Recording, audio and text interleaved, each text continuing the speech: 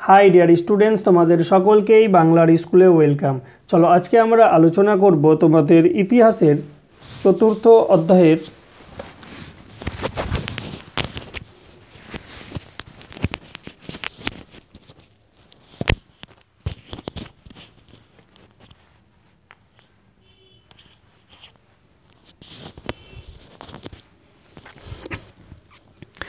High dear students, তোমাদের সকলকেই বাংলার স্কুলে ওয়েলকাম। চলো আজকে আমরা আলোচনা করব তোমাদের ইতিহাসের চতুর্থ অধ্যায়ের এমসিকিউ প্রশ্ন। দেখো, ১ নম্বর প্রশ্ন, কোন ইউরোপীয় বণিকরা প্রথম ভারতে আসেন?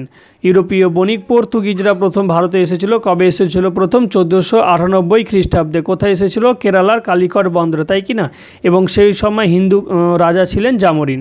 তো এগুলো সব তোমাদের কনসেপ্ট ভিডিওতে আমরা ডিটেলসে আলোচনা করেছি। হ্যাঁ, তোমাদের ডেসক্রিপশন বক্সে চতুর্থ অধ্যায়ের ওই ভিডিওগুলো দেখে নাও, তাহলে ইজিলি তোমাদের এই প্রশ্নগুলো মুখস্থ হয়ে যাবে। নেক্সট, প্রথম বাংলা সংবাদপত্র কোনটি? প্রথম বাংলা সংবাদপত্র ছিল সমাচার দর্পণ। ভালো করে মনে রাখবা, প্রথম বাংলা সংবাদপত্র বলেছে, ওকে? তাহলে এটা হবে সমাচার দর্পণ।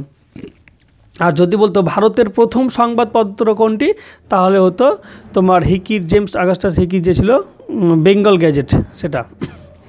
নেক্সট, ফোর্ট উইলিয়াম কলেজ কে কবে প্রতিষ্ঠা করেন? Fort William college Lord Wellesley 1800 খ্রিস্টাব্দে প্রতিষ্ঠা করেছিলেন। কোথায় করেছিলেন? সেটা হবে কলকাতা, ওকে? মনে রাখবা।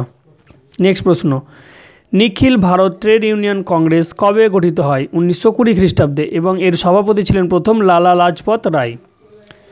নেক্সট, দক্ষিণী বিদ্যাসাগর কাকে বলা হতো? দক্ষিণী বিদ্যাসাগর বলা হতো বিরসা লিঙ্গম পান্তুলু। খুব ইম্পর্টেন্ট প্রশ্ন। নেক্সট, বিরসা লিঙ্গম দক্ষিণী কী নামে পরিচিত? অর্থাৎ বিরসা লিঙ্গমকে দক্ষিণে কী বলা হয়? উত্তর হবে বিদ্যাসাগর। নেক্সট, গুজরাটের খেরা জেলায় দরিদ্র কৃষক কী নামে পরিচিত ছিল? তো গুজরাটের খেরা জেলায় দরিদ্র কৃষক কুনবি নামে পরিচিত ছিল। নেক্সট, চীনে 4ই মে আন্দোলনের নিরিখে জিউগিও স্লোগানের অর্থ কী? জিউগিও স্লোগানের অর্থ ছিল দেশকে রক্ষা করা। নেক্সট, ভারতীয় নবজাগরণের অগ্রদূত কে ছিলেন? ভারতীয় নবজাগরণের অগ্রদূত ছিলেন রাজা রামমোহন রায়। নেক্সট, তত্ত্ববোধিনী পত্রিকা কে প্রকাশ করেন?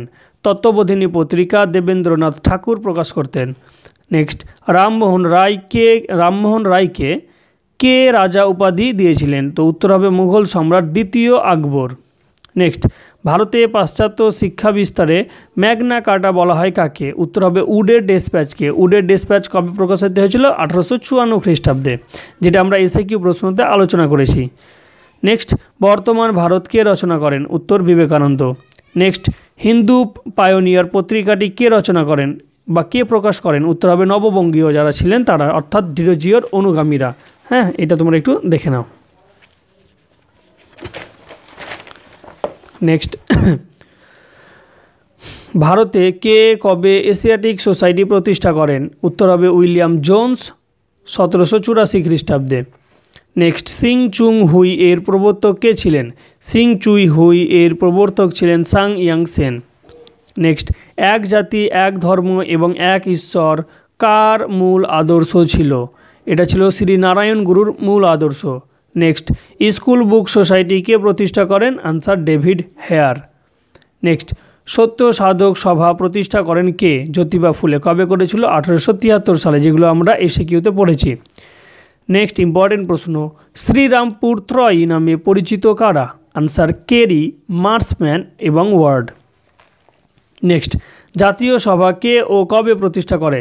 জাতীয় সভা রাজা রামমোহন রায় প্রতিষ্ঠা করেছিলেন। নেক্সট, দাক্ষিণাত্যে সুদখোর মহাজনরা কী নামে পরিচিত? আনসার হবে সাউকর। নেক্সট, ভারতীয় জাতীয় কংগ্রেস কে কবে প্রতিষ্ঠা করেন এবং এর প্রথম সভাপতি কে ছিলেন? তো ভারতীয় জাতীয় কংগ্রেস অ্যালান অ্যাক্টোভিন হিউম 1885 খ্রিস্টাব্দে হবে। 1885 খ্রিস্টাব্দে তৈরি করেছিলেন এবং এর প্রথম সভাপতি ছিলেন উমেশ চন্দ্র বন্দ্যোপাধ্যায়। এবং বোম্বাই এটা অনুষ্ঠানটা হয়েছিল, যেখানে প্রায় 82 জন সদস্য অংশগ্রহণ করেছিল। নেক্সট প্রশ্ন, আচ্ছা এই 1885টা লিখে দিলাম।